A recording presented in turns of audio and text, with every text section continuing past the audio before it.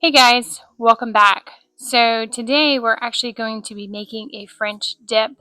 So you're going to take your meat and you're going to just pat it dry and you're going to season it with salt, and then you're going to brown it in your frying pan until you get both sides nice and browned.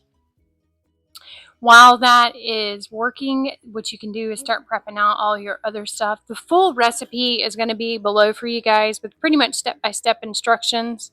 If you have a slow cooker, you can use a slow cooker. You can also use the slow cook function on your Instapot. But all you're going to do is take all your ingredients and put them in the slow cooker. And this is making a from scratch au jus. And when your meat is completely browned, then you're going to add your meat to the pot with the au jus sauce. Now here's the thing, depending on the size of the chuck roast that you start out with, depends on how long it's going to take to cook. So if you're on the smaller side at around a 2-pound chuck, then you're probably going to want to go check it around 5 hours to see how she's falling apart. But if you're on the larger side, like maybe a 4 to 5 pound chuck roast, then you're going to probably need to cook it for a full 8 hours. Now you see I'm throwing all the ingredients in here and we're just going to let that cook. Now again, what I like about the Instapot is I have my timer on that. So then you're going to start working on your caramelized onions when you have about an hour left to go on your cook time. You're going to cut these onions in a moon shape. So that way when they fry up in your pan, they kind of make that stringy texture, right, for your French dip. So we're just going to chop these onions up, and I'm going to melt the butter previously before I add these in, because you want your butter hot when you add it to it. And you're going to cook these at a medium low heat until they're nice and caramelized. And you have to kind of watch them. As you'll notice, I got a little distracted, and you can kind of burn your onions a little bit, but that doesn't bother me. So they went right on with everything else.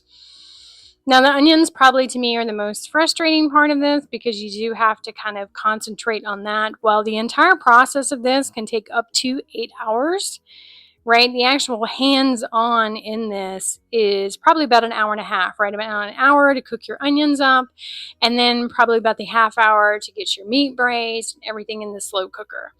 So this one's kind of nice to throw together if you know you're going to have a super busy day, which today is Friday, so it's prep day, so I'm running around like a chicken with my head cut off, trying to get everything done. So I threw this together super early, so when it came time to finally sit down this afternoon, everything was ready to go. So you see these onions are really starting to brown up nicely. And then now that these have browned up, we're actually going to take our meat out of the slow cooker and shred it up nicely. If she starts to fall apart, you know you've done exactly what you needed to do. And I'm really not putting a lot of pressure on this meat to get it to come apart. I should have put one of my grippy pads underneath, because I felt like I was chasing the plate more than I was actually shredding the meat. But this is how it goes sometimes, unfortunately. But you're just going to kind of work that meat until you get a nice shred to it, because you're actually going to be adding it to the pan.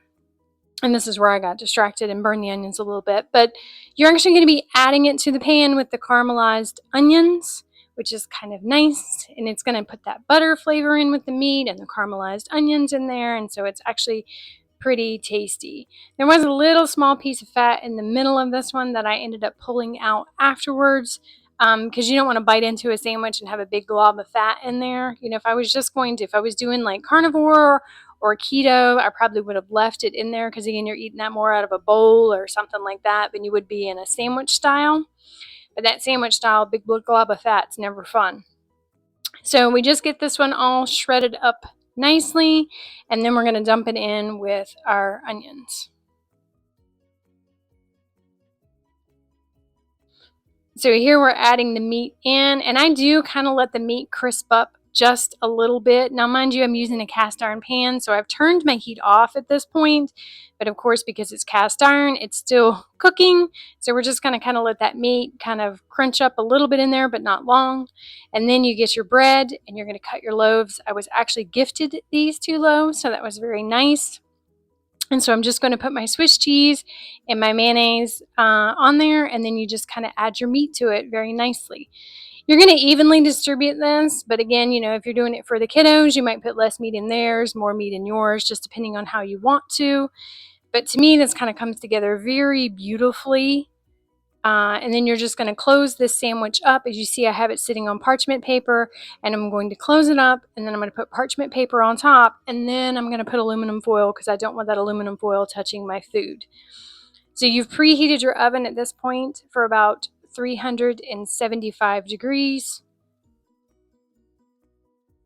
Actually, no, 325, sorry. So you've got your oven preheated for 325, and you're just gonna take this and plop it in the oven for about 15 minutes. All you're trying to do is warm your bread and melt your cheese, right? So we're not trying to cook anything. So then you're gonna take that juice, right, that was left in your Instapot or your crock pot, and you're just gonna filter it out, and that is gonna become your au jus sauce for dipping. So you see these come out of the oven quite nicely. And then you just unwrap them, fight with the aluminum foil a little bit, and then chop them to the desired size that you want, put them on a plate, and enjoy. Thank you guys for stopping by. Hope you enjoyed this one.